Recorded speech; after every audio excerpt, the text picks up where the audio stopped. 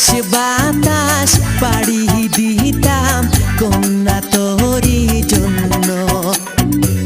তোর সাথে যে কথা বললে হতাম আমি ধন্য। আকাশ বাতাস পাড়ি দিতাম কন্যা তোরই জন্য। তোর সাথে কথা যে বললে হতাম আমি ধন্য।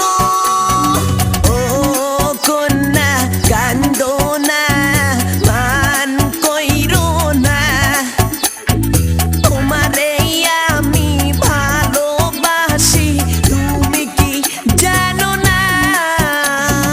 ও কন্যা